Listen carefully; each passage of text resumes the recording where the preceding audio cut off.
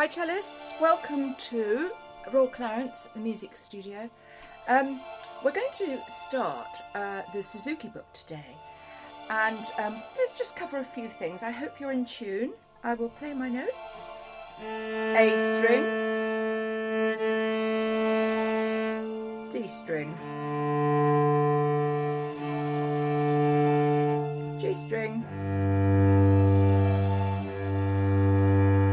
and the deep blue C.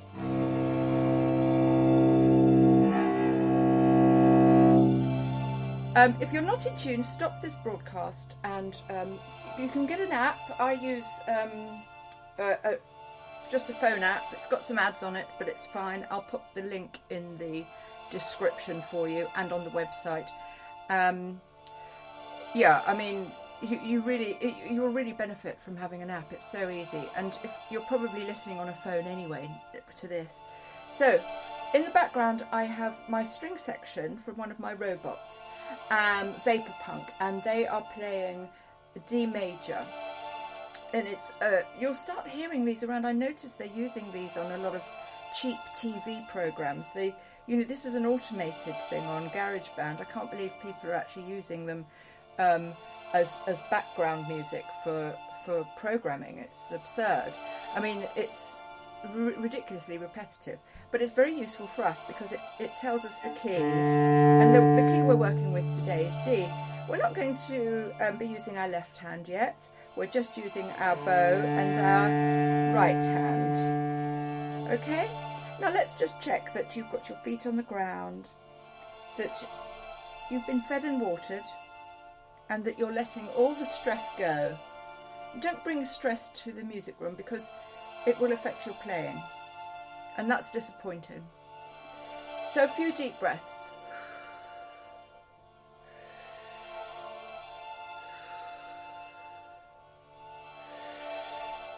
Oh, that's better already. Now, I want you to use the bow about halfway up. You don't have to be exact, maybe slightly nearer the frog, because we're going to be doing this. Now, the music, as you can see, it's all the same note. This note that you see before you, the middle one on the stave that we tend to use for cello, mostly, it's called the bass clef, is a D string. And we know D string. D string is the third one along from our ear. Our lovely D string. And the whole of this book really centres around D major. So if you could play me that, just a couple of, and look in your mirror and check that you've got a lovely straight bow, and keep that elbow nice and high, because when you've got your elbow high, what you're doing is you're playing from your back, and playing from your back is going to give you such a pretty tone. So hardly any pressure, weight from your hand. No pressure, just the weight of the frog and gravity. And what you're doing is you're guiding the bow. You're not pushing in, you're guiding. You're a gentle pull and a gentle push, very, very gentle, and it really just comes from your forefinger, and that is it. Okay, now experiment until you get a pretty sound. You're not going to be really pretty straight away. It's the nature of the beast. It will take you about 6 years to be beautiful when you play a cello note. Okay, now let's have a look. I didn't mean to put you off there, by the way. It's supposed to be encouraging. The wonderful thing about Suzuki is you can sound pretty good quite early on. Suzuki uses a lot of repetition and a lot of mimicry and a lot of ear play. So hopefully you've got the recordings. If you haven't, they're on YouTube for this exercise. Hopefully you've got the music too. There are a lot of free places you can get it. Unfortunately, I'm not allowed to play you the piece on the recording because of copyright reasons, but they're all over YouTube. So let me play the first bar. Rest and rest. Now, when you play, this is four beats to a bar. So the first beat has got 4 notes in it. The second beat has 2 notes in it, but they're played like that. And the reason they're played like that is because they've got a dot above them, which means, for our purposes, cut the note very short and play it as if there's a rest in the middle. And the way to do these short notes is to have your energy going into the note to stop the string and suddenly stop the energy. So you... Okay? And you can practice these.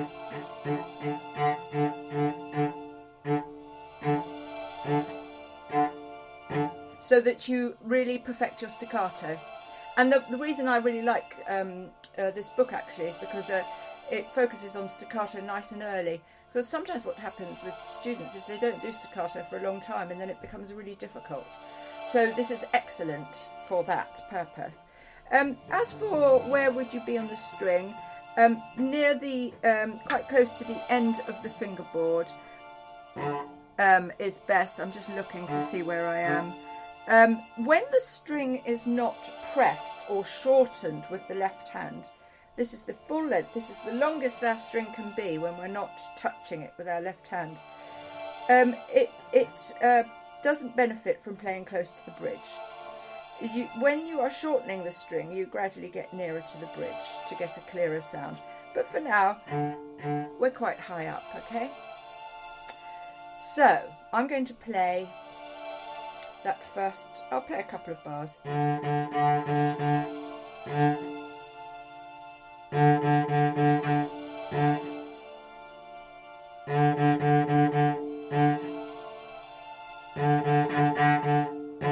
Okay, so you'll notice that I'm not playing it as necessarily as fast as the Suzuki one does.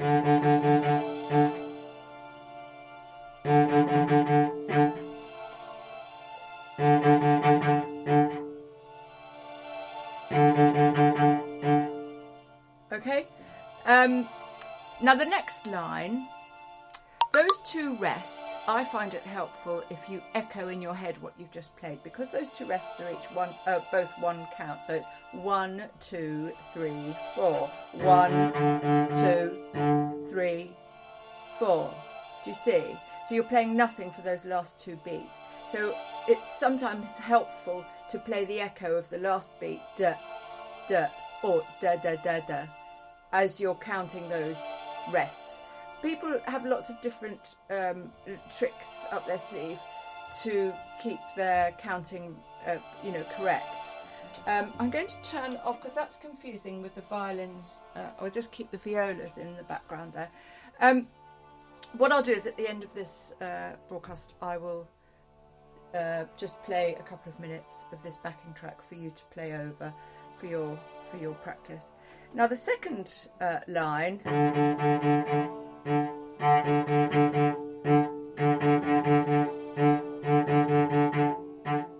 No rests. Okay, now there is a repeat line at the end of each of these, so you play them twice. I won't do that now. I think really the best thing for you to do is just play it over and over again until you've got it right. Okay, so I think that's probably about all I need to do. I mean, I don't want to go on over 10 minutes for these classes. I don't think that's healthy at all. So what have we got? What are we taking from this class? We're learning that we have to have a straight back, that our elbows should be nice and high when we're, because we want to play from our back, and that increases our sound. We've learnt about rests, and the quick notes, you'll notice, have a double black line, and the slower notes a single black line, and that these black lines tell you how fast to play them. We're going to be talking about the names of notes and things like that at a later date. We don't need to worry about that at the moment. Now you will need a very short bow stroke. Okay, so I think it's good to practice with a slightly longer one until you work out what it is you're doing. But then, as soon as you can, start to shorten the contact and time that you're on the string. Okay?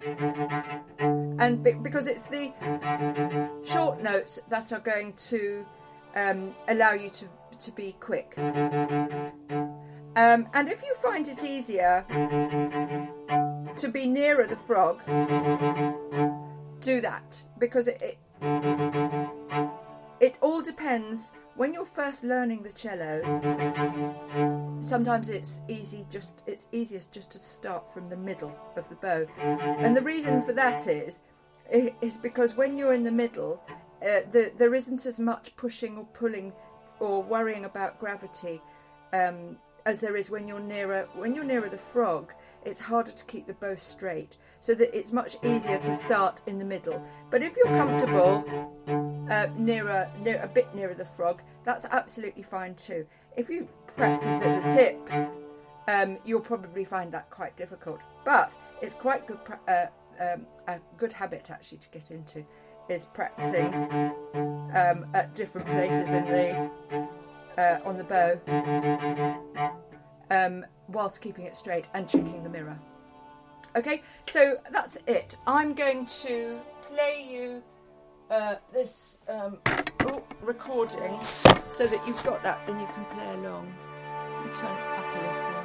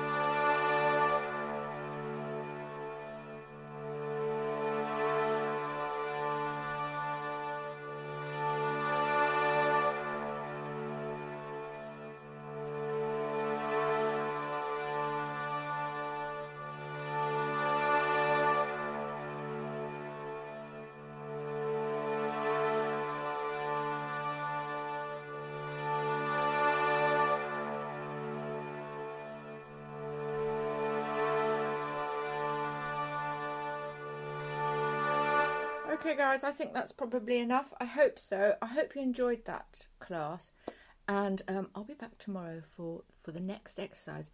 This is very exciting. Now if you're a pianist, or you fancy yourself as being a pianist, pop along to my piano classes as well. We're doing those from the Suzuki book too.